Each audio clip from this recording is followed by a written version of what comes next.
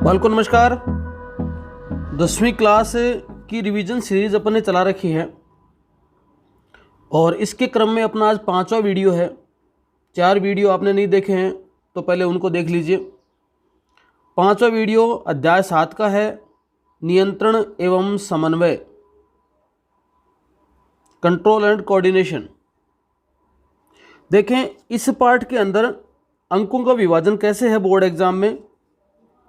1 + 1 + 1 + 1 + 1 + 1 + 2। कहने का मतलब इस पार्ट में से आपको 3 प्रश्न मिलेंगे एबेसेदे वाले ऑब्जेक्टिव। बहुत बढ़िया पार्ट है ये, बहुत छोटा पार्ट है, बहुत सरल पार्ट है और आसानी से प्रश्न मिल जाते हैं इसमें। और एक प्रश्न मिलेगा आपको या तो कोई रिक्त होना जाएगा या अति लघुतरात्मक होगा, ठीक है। और एक प्रश्न होगा 4 नंबर वाले में, उसका क्रम होगा 1 + 2 + 1 या 1 + 2 + 1, 1 + 2 + 1। कहने का मतलब इस पार्ट में आपको 1 1 2 3 4 5 6 अपने को 6% ढूंढने एक नंबर वाले, और अपने को 1% ढूंढना है 2 नंबर वाला। 6% अपने को एक नंबर वाला ढूंढने हैं और 1% अपने को 2 नंबर वाला ढूंढना है। अब इसमें जो 4 नंबर का क्वेश्चन आएगा ना, जो इस क्रम में आएगा 1 + 2 + 1, ये अथवा में आएगा, तो इससे 2 प्रश्न आएंगे 1 + 2 + 1। तो या तो ये 4 करने हैं आपको या ये 4 नंबर लेने, मतलब या तो ये 3 प्रश्न करने हैं या ये 3 प्रश्न करने हैं। इस तरह से होगा। देखो सरलतम तरीके से समझते हैं। नियंत्रण एवं समन्वय, सबसे पहला कोई बात पूछी जाती है। अपन ने पिछले चैप्टर में देखा था, कोई चीज़ गतिशील है ना, कोई वस्तु, इसका मतलब क्या है, वो सजीव है। सजीव में गति होती है। ये गति किसका परिणाम है? वृद्धि का परिणाम है। मतलब एक कोई बीज अंकुरित होता है तो क्या करता है? वृद्धि करता है। अधिकांश जंतुओं में और पादपों में पाए जाने वाले कुछ वृद्धि नहीं है। जैसे दौड़ती हुई बिल्ली, झूले पर खेलते बच्चे, स्थान तो चेंज कर रहे हैं वो, लेकिन वो वृद्धि नहीं है। जुगाली करती हुई भैंस, ये गतियां जो हो रही हैं वो किसके कारण हो रही हैं? ऐसे वृद्धि के कारण नहीं हो रही, कम से कम, ठीक है। यहाँ पर कुछ जनरली बातें हैं, रीडिंग मार लेना का चाहे तो, बाकी कुछ विशेष नहीं है। अब अपने यहाँ पर सबसे इंपॉर्टेंट प्रश्न पहला बनता है जंतु तंत्रिका तंत्र। जो 4 नंबर का प्रश्न आएगा उसमें ये प्रश्न बेहतरीन बनता है, बेहतरीन बनता है, बता रहा हूँ। सबसे इंपॉर्टेंट है कि तंत्रिका तंत्र का डायग्राम बनाइए। प्रश्न क्या पूछेगा? 1 नंबर का प्रश्न दे देगा। एक पूछेगा तंत्रिका तंत्र के कार्य क्या है, तंत्रिका तंत्र कैसे काम करता है, या तंत्रिका तंत्र का नामांकित चित्र बनाइए। तो आपको तंत्रिका का नामांकित चित्र बनाना है ऐसे, ये पूरा का पूरा डायग्राम रट लेना चाहिए। तो ये क्या है? कोशिका काय है। इसके ऊपर क्या निकले हुए हैं? दुर्मिका, डेंड्राइट निकले हुए हैं। और नीचे क्या है? एक्सोन है, तंत्रिकाक्ष है, एक्सोन का अंतिम सिरा। ये इंपॉर्टेंट प्रश्न है। अब देखो तंत्रिका तंत्र मानव में 2 प्रकार के, मतलब अपनी बॉडी में नियंत्रण और समन्वय का जो काम है वो 2 तंत्रों द्वारा पूरा होता है। एक तंत्रिका तंत्र, और साथ में कौन काम करता है? उसके पेशियां काम करती है। अब ये तंत्रिका तंत्र के पास में कोई संदेश कैसे आता है? अपने शरीर में ग्राही अंग होते हैं, आपको पता है ज्ञानेंद्रियां 5 होती हैं, सेंस ऑर्गन 5 होते हैं, आंख, नाक, कान, जीभ और त्वचा। इसमें 3 के नाम दे रखे हैं। आंतरिक कर्ण है, नाक है, जीवा है। ये सब क्या के कान है वो सुनने का पता लगाते हैं, नाक है वो सूंघने का, जीभ है वो स्वाद का, त्वचा है वो स्पर्श का, ठीक है। ये सब जो हैं आपके एक ज्ञानेंद्रियां हैं, अपने शरीर में पाई जाती हैं। अब जैसे ही इनके पास कोई संदेश तंत्रिकाओं के पास जाता है, इनके द्वारा सबसे पहले संदेश तंत्रिका के पास किसके पास जाता है? इस दुर्मिका के पास आता है। किसी भी तंत्रिका के दुर्मिका के पास संदेश आ गया। अब जैसे दुर्मिका के पास संदेश आ गया, वो संदेश है ना, वो किसके पास जाएगा? वो जाएगा कोशिका काय के पास। दुर्मिका से संदेश चला गया कोशिका काय के पास, दुर्मिका के पास 1 नंबर पर आया, 2 नंबर पर चला गया कोशिका काय के पास, और 3 नंबर पर चला गया एक्सोन के पास। ऐसे करके यहाँ पर फिर दूसरी तंत्रिका होती है उपस्थित, उसके पास चला जाता है, वही दुर्मिका, कोशिका काय और तंत्रिका। ऐसे आदान प्रदान, मतलब एक से बढ़कर एक सेल के अंदर, मतलब आगे से आगे कोशिकाओं में इस प्रकार से संदेश पहुंचते हैं और अंतोगतवा संदेश पहुंच जाते हैं अपने मस्तिष्क में, सेंट्रल नर्वस सिस्टम में पहुंच जाते हैं। ये वाली बात हो गई। तो तंत्रिका तंत्र की संरचना के बारे में बता देना आपको। एक तंत्रिका दूसरी तंत्रिका के बीच में स्थान होता है, उसको क्या बोलते हैं? सिनेप्स। मतलब इसका संदेश अगले किसके जरिए जाएगा? इस सिनेप्स के जरिए जाएगा। तो सिनेप्स क्या होते हैं? ये प्रश्न पूछ लेगा। अगला प्रश्न पूछ सकता है सिनेप्स किसे कहते हैं? 1 नंबर बात। तंत्रिका तंत्र का चित्र बनाइए, तंत्रिका तंत्र के कार्य लिखिए। ऐसे 4 नंबर का प्रश्न दे दिया। ठीक है। अब 2 नंबर बात, प्रतिवर्ती क्रिया क्या होती है? प्रतिवर्ती क्रिया मतलब कोई क्रिया की विरुद्ध क्रिया दूसरी हो, है ना। अलग अलग क्रिया होती हैं। आप अपन अगर किसी बॉल को मारते हैं, मान लो रिटर्न होके आ रही है, पंच मारा, रिटर्न होके आया, आपने किसी को मारा, बदले में उसने आपको मारा, ये सब क्या है? प्रतिवर्ती क्रिया होती हैं। भूख लगती है, मुंह में पानी आना है, ठीक है। ये अलग अलग प्रकार की क्रियाएं हैं जो प्रतिवर्ती क्रिया मतलब अगेंस्ट क्रियाएं होती हैं। रिफ्लेक्स एक्शन होता है। यहाँ से वैसे कोई क्वेश्चन नहीं बनता। एक क्वेश्चन आपको याद रखना है, प्रतिवर्ती चाप, जो आगे आ जाएगा। देखो, अब प्रतिवर्ती क्रिया का भी चित्र याद रखना है और प्रतिवर्ती क्रिया की तरीके को समझना है। कैसे समझना? देखो, प्रतिवर्ती क्रिया कैसे होती है। ये पानी का भगोना है, आपकी त्वचा है वो ग्राही अंग है, स्पर्श ग्राही है। सबसे पहले किसके पास आया? त्वचा के पास मैसेज आया, मतलब पानी गर्म जो है आपके त्वचा के पास टच हुआ। त्वचा ने किसको दे दिया? वहाँ की तंत्रिकाओं ने पकड़ लिया, संवेदी तंत्रिकाएं। संवेदी तंत्रिकाएं उसको लेकर गई कहाँ पर? मस्तिष्क के पास। मतलब मस्तिष्क ने किसको दे दिया? मेरुरज्जु को। मेरुरज्जु के पास गई, मेरुरज्जु से कहाँ पहुँच गए वो? मस्तिष्क के लिए संदेश पहुँच गया। मस्तिष्क ने वापस उसको रिप्लाई किया, किसको बोला? प्रतिसारण तंत्रिका तंत्र को, मोटर नर्वस सिस्टम को। मतलब यहाँ से रिफ्लेक्स एक्शन ने बोला कि आप उसको प्रसारित करें ब्रेन के जरिए। प्रसारित हुआ, किसके पास आया? मोटर तंत्रिका कोशिका के पास। और अंतोगतवा 6 नंबर पे अपन ने क्या किया? अपनी भुजा को वहाँ से हटा लिया, अपने हाथ को हटा लिया।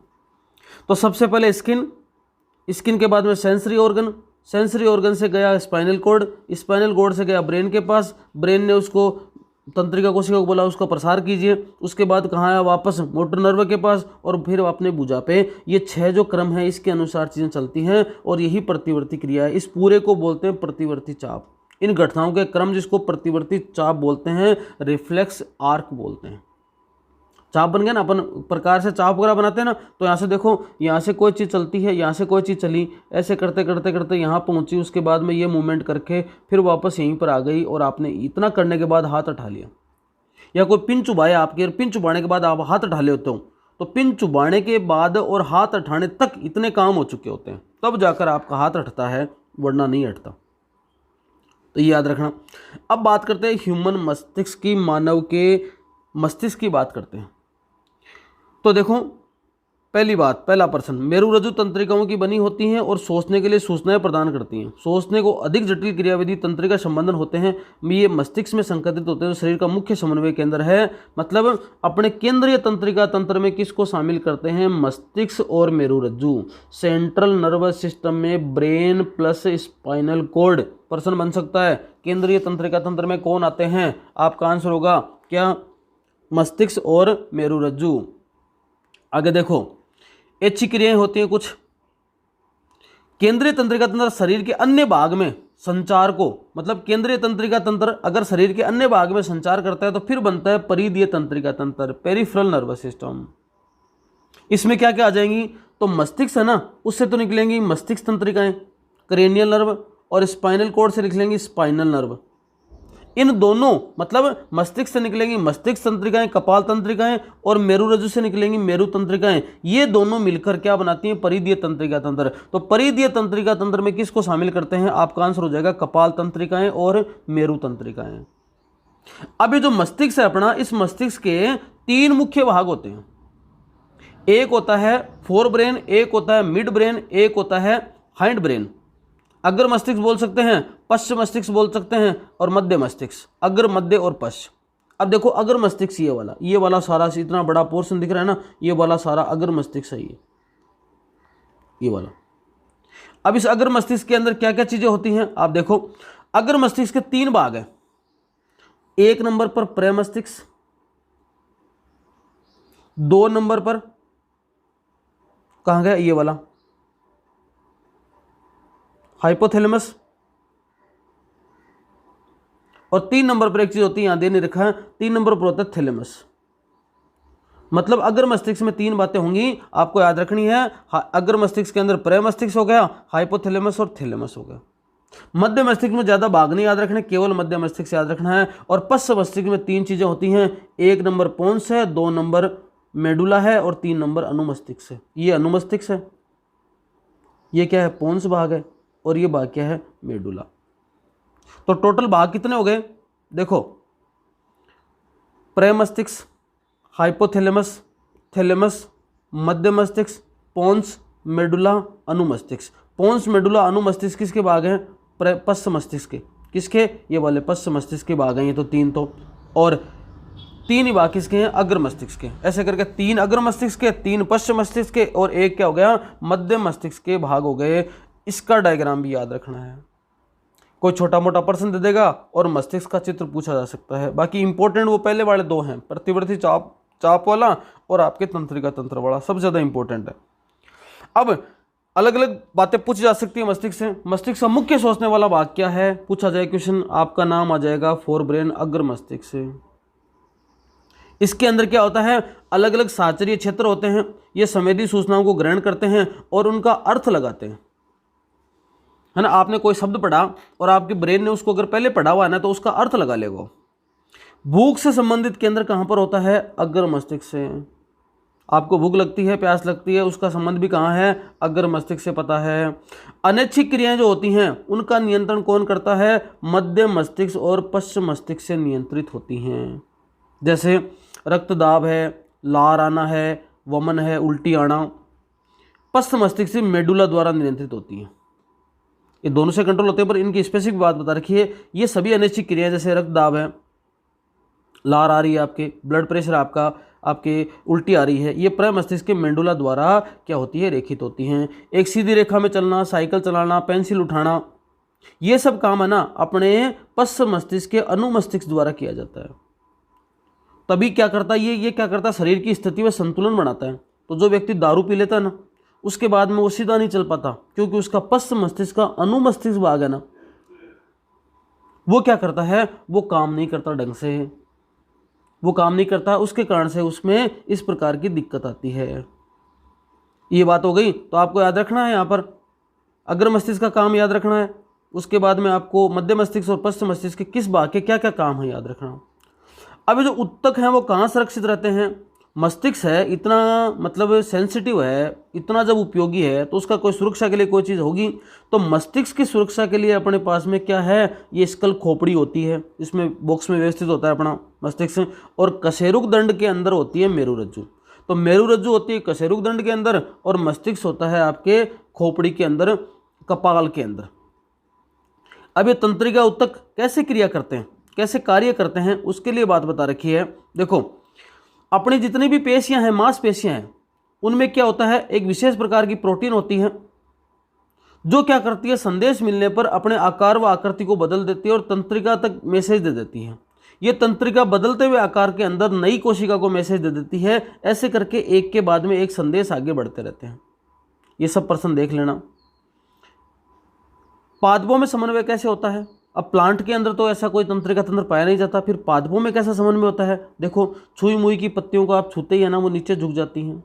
प्रश्न पूछा जा सकता है कि छुई मुई की पत्तियां किस अनुक्रिया के तहत झुकती हैं, आपका आ जाएगा स्पर्श की अनुक्रिया, थिग्मो रिसेप्टर।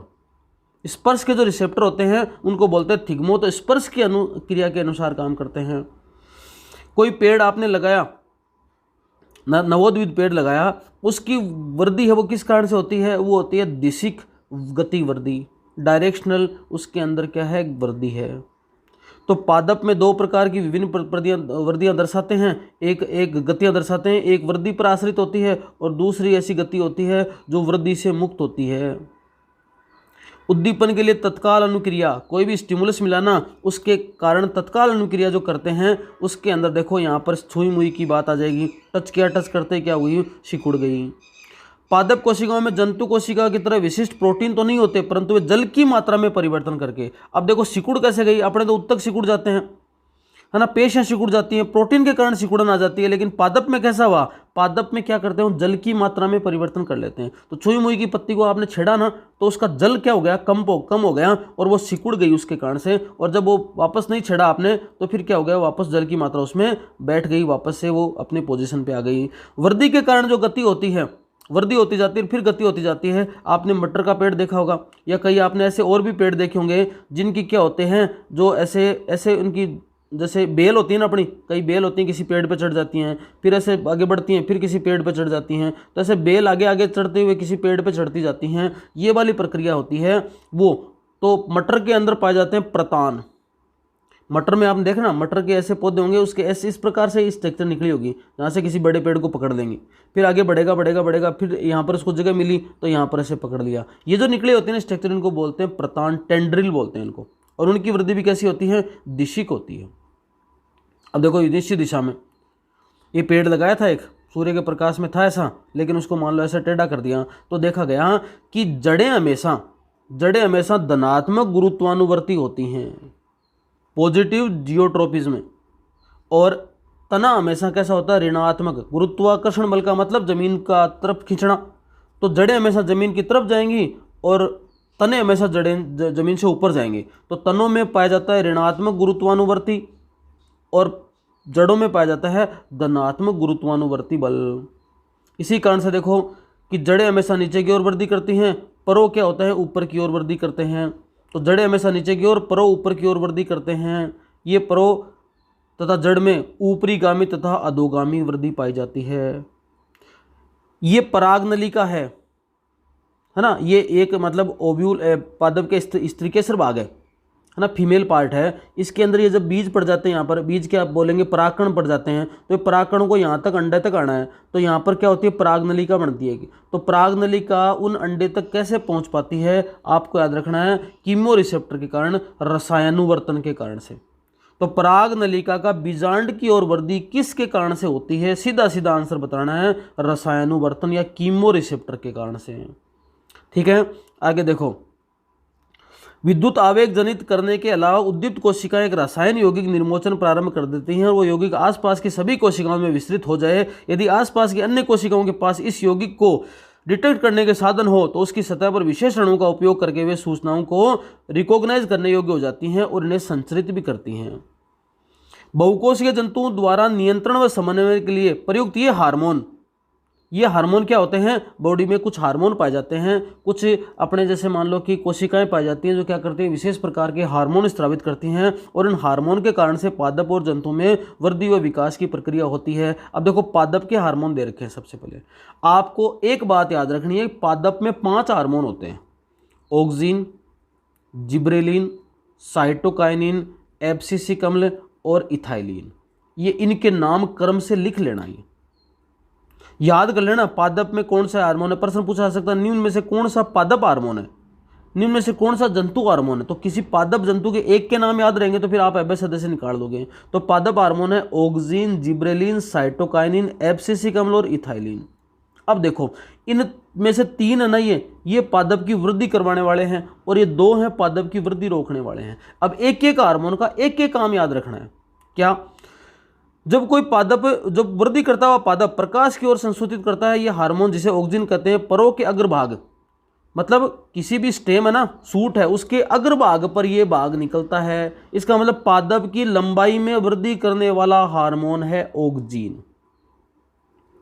तने की वृद्धि करने वाला हार्मोन है क्या है, जिब्रेलिन। यह पूछा जाता है गन्ने में जो वृद्धि होती है, नोड और इंटरनोड पे वृद्धि होती है, पर्व और पर्व संधियों पर वृद्धि होती है, उसके लिए जिम्मेदार है जिब्रेलिन। एक हो गया ऑक्सिन, दूसरा हो गया जिब्रेलिन। पादप में कोशिका विभाजन को प्रेरित करता है साइटोकाइनिन। कोशिका विभाजन को प्रभावित करता है कौन, साइटोकाइनिन। क्वेश्चन पूछा जा सकता है कोशिका विभाजन को प्रेरित करने वाला हार्मोन है साइटोकाइनिन। ये तीनों वृद्धि के हैं। ये क्या करता है, टिप पर वृद्धि करता है, ऊपरी भाग पर। ये क्या करता है, साइडों में वृद्धि करवाता है। और ये क्या करवाता है, कोशिका विभाजन। 3 हार्मोन कौन से, ऑक्सिन, जिब्रेलिन और साइटोकाइनिन। क्लियर है। इनके अलावा 2 हार्मोन है जो वृद्धि को रोकते हैं। ये कौन से हैं, एब्सिसिक अम्ल और इथाइलिन। इनको वृद्धि संदमक हार्मोन बोलते हैं। तो एब्सिसिक अम्ल वृद्धि का संदमन करने वाला हार्मोन है। एक वृद्धि संदमन हार्मोन का नाम बताइए। आपका नाम आंसर हो जाएगा एब्सिसिक अम्ल। पत्तियां इसी कारण से मुरझाती हैं, पत्तियां मुरझा जा रही हैं, इसका मतलब एब्सिसिक अम्ल आ गया। और फलों के पकने में सहायक है, ये भी याद रख लेना, फलों के पकने में सहायक है कौन सा? इथाइलिन। पांचों नाम भी याद रखना, इथाइलिन। ये हार्मोन, 5 हार्मोन के नाम आपको याद रखने पादपों में। अब बात करते हैं जंतुओं में। जंतुओं में देखो यहाँ पर एड्रिनल ग्रंथि से कुछ हार्मोन के नाम दे रखे हैं। एड्रिनल ग्रंथि से हार्मोन होता है एड्रिनलिन हार्मोन। अधिवृक्क ग्रंथि से हार्मोन स्रावित होता है एड्रिनलिन हार्मोन। इसको, इस बात को पूरा पढ़ना, यहाँ से प्रश्न पूछा जा सकता है। एड्रिनलिन हार्मोन क्या करता है? अपने ब्लड से जैसे स्रावित हुआ ना, मतलब अधिवृक्क ग्रंथि से स्रावित हुआ, विभिन्न भागों में पहुंचा, और जरूरत कब पड़ती है? अपने शरीर में कई बार हृदय की धड़कन बढ़ जाती है, उस समय एड्रिनलिन का ही काम होता है। ये पेशियों को अधिक ऑक्सीजन की आवश्यकता होती है तो एड्रिनलिन हार्मोन काम करता है ना। ऐसी परिस्थितियों में क्या आसपास की जो पेशियां होती हैं वो सिकुड़ जाती हैं, हमारी कंकाल पेशियों को कर देता है। डायफ्राम और पसलियों के अंदर संकुचन से रेस्पिरेशन दर बढ़ जाती है, तो श्वास तेज तेज आने लग जाता है, कई बार श्वास कम आता है। ये सब जो है ना, ये आपके अंतःस्रावी ग्रंथि में नियंत्रण व समन्वय का दूसरा नाम है।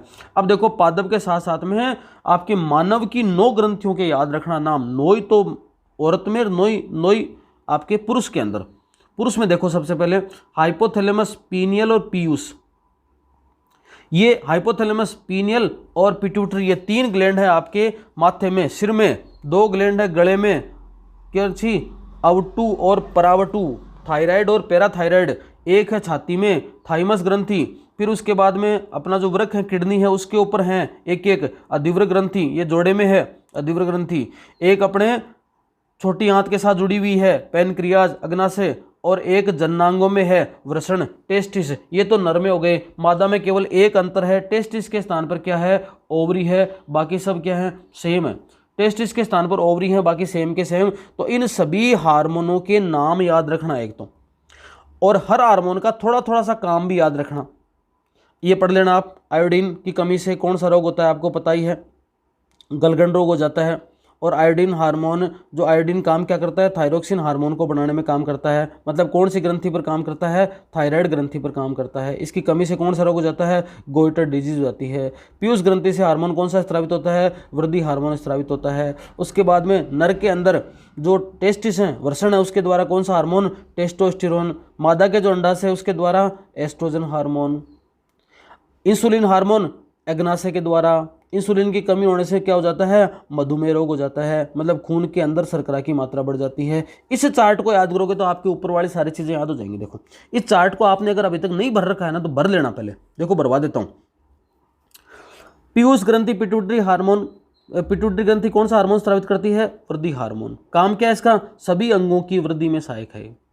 थायराइड ग्रंथि, यहां लिख लेना, थायरोक्सिन हार्मोन। काम क्या है? शरीर की वृद्धि व उपापचय क्रियाएं। तो ग्रंथि का नाम याद रखना, कौन सा हार्मोन स्रावित करती है और क्या काम है, तीनों बात याद रखना। इंसुलिन हार्मोन कौन स्रावित करता है? याद रख लेना, अग्नाशय ग्रंथि। काम क्या है? ब्लड में शर्करा के लेवल को कम करेगा। टेस्टोस्टेरोन किसके द्वारा स्रावित होता है? वृषण। और यहाँ क्या लिख लेना? नर में द्वितीयक लैंगिक लक्षणों का विकास। अंडाशय के द्वारा कौन सा हार्मोन स्रावित होता है? यहाँ लिख देना एस्ट्रोजन। ना कार्य दे रखा है। एड्रिनल ग्रंथि क्या हार्मोन स्रावित करती है? एड्रेनलिन।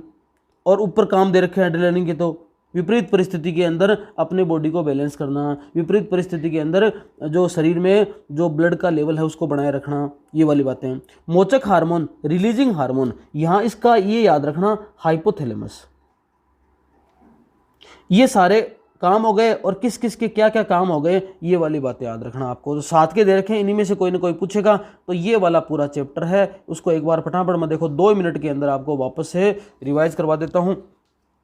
नियंत्रण व समन्वय, सजीव क्या होते हैं याद रखना, वृद्धि क्या होती है, तंत्रिका तंत्र का डायग्राम याद रखना है, और तंत्रिका तंत्र के कार्य याद रखने हैं। सिनेप्स क्या होता है आपको पता होना चाहिए। प्रतिवर्ती क्रिया क्या होती है पता होना चाहिए। प्रतिवर्ती क्रिया के साथ में प्रतिवर्ती क्रिया का चित्र याद होना चाहिए। प्रतिवर्ती चाप कैसे बनता है। मानव मस्तिष्क कितने प्रकार के हैं वो याद रखने हैं।